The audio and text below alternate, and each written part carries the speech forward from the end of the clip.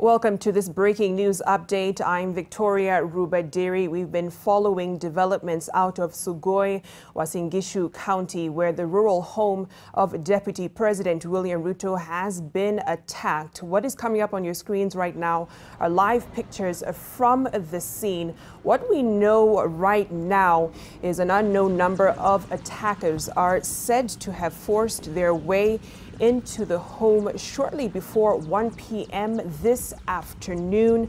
According to reports from Saturday Nation, the assailants overpowered a police officer who was manning the gate and entered the home.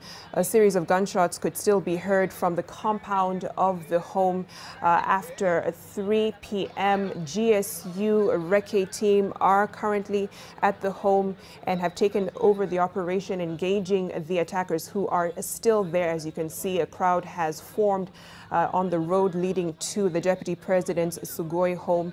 This apparently happened just after the Deputy President left. He was making his way to a campaign rally in Kitale. And these are actually earlier pictures from our team who is currently on the ground. Lois Wangoi, in fact, has been following the proceedings since they arrived there about an hour ago. And the Deputy President has not made reference to this attack, at least in the rally at Kapkatet in Kericho County.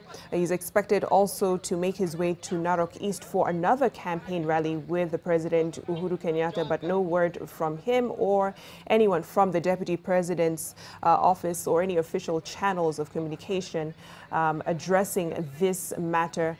Again, if you are just joining us, these are earlier pictures from an attack at the Sugoi home of the Deputy President William Ruto. The attackers overpowered the officer who was guarding the home of the Deputy President and made their way into the compound. There has been a gunshot fire actually being heard from the compound even now, at least from what we've heard from our team that are stationed there on the ground. We will be speaking to Lois Wangoi shortly. He'll be giving us more information on just what happened. Lois, if you can hear me, at least from what you've observed over the last hour, what has been happening and what has the GSU Wararkii team been doing, at least to try and quell the situation there?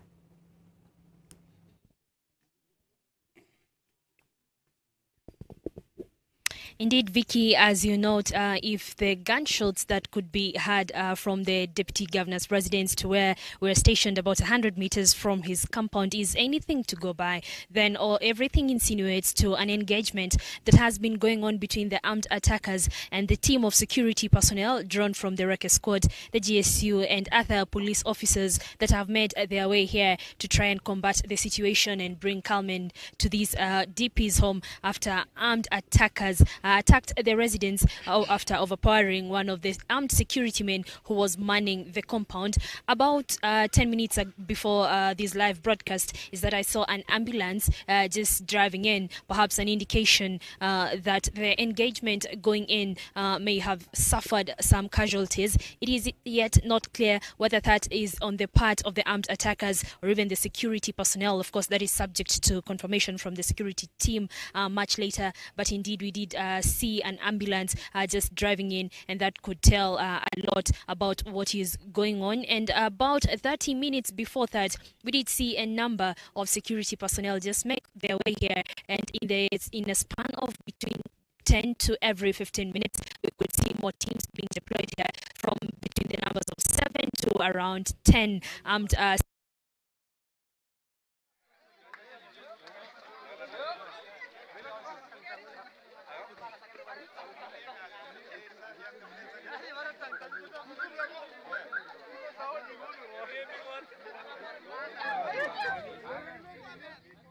We were just speaking with Lois Wangoi, giving us an update on what is happening. She has been following the activity and events there from the Sugoi home of the Deputy President. She's been there for the last hour. She says that the GSU Wararkii team has been engaging the attackers who are still within the compound of the Deputy President. They've been having periodic teams come, security teams come and try to deal with the situation. There is no word yet, though, on the current condition of the officer who was manning the gate of the Deputy President. However, Lois did say that an ambulance had been seen rushing to the home of the Deputy President, perhaps to get any individuals who had been harmed in the exchange between the security officers and the attackers who are still in the compound of the Deputy President's home. We are yet to find out the condition of anyone who has been engaged in that exchange. Again, if you are just joining us, shortly before 1 p.m., an unknown number of attackers overpowered a security officer who was manning the Sugoi home of the Deputy President. They have since been there. There is no word in terms of what their motive could be, why they decided to attack now. We do understand that the Deputy President was there. He's actually in Uasin Gishu County on the campaign trail with President Uhuru Kenyatta. And shortly after he left the home heading to a campaign rally in Kitale, we do know that the attackers struck and have been there since. We have not heard any word from the Deputy President or anyone within his camp, any communication from his end in terms of why this could be happening. I'm sure they are also trying to ascertain what could be behind this attack.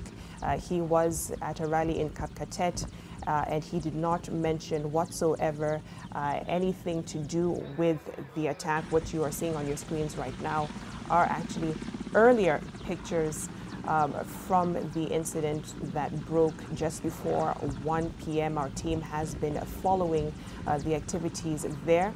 GSU Wararkii team have been deployed and have been engaging the attackers. Again, we do not know how many are there or involved in this attack, but we will be bringing updated information when and once we get it here at NTV. But we have been following this at least since 1 p.m. when this news broke. Lois Wangoi and our team are there on the ground following the proceedings. The very latest, at least from what she told us, is an ambulance did make it to the home, the Sugoi home of Deputy President William Ruto. We're not sure whether to answer to calls of the injured on the security side or on the attackers' side. I understand that we have Lois Wangoi back up again with some more information. Lois, what more can you tell us?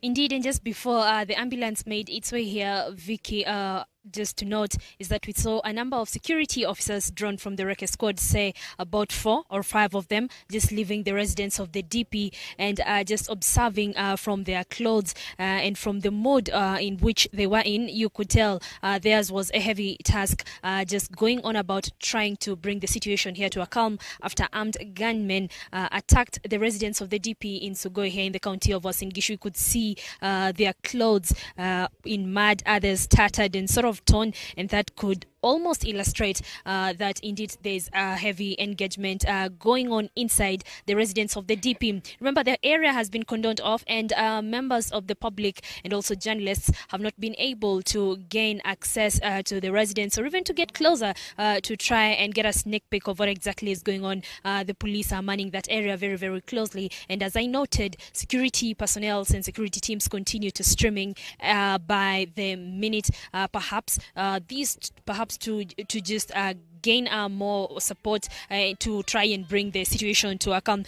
We could now just try and talk to some residents who were here earlier before we actually get here and get to learn exactly what happened or what they were able to observe in this whole ordeal. Tutaanza kwa majina yako tafadhali. Songe nyuma tafadhali, songe nyuma tuangalia pale.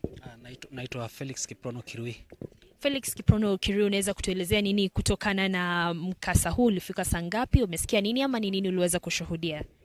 Mimi ni jirani wa hapa karibu na ilikuwa ni mwendo wa saa 5 saa 6 hapo. Ndio tuliweza kusikia mlio wa risasi. Na tuliweza kukimbia kwa kujua nini. Na tuliambia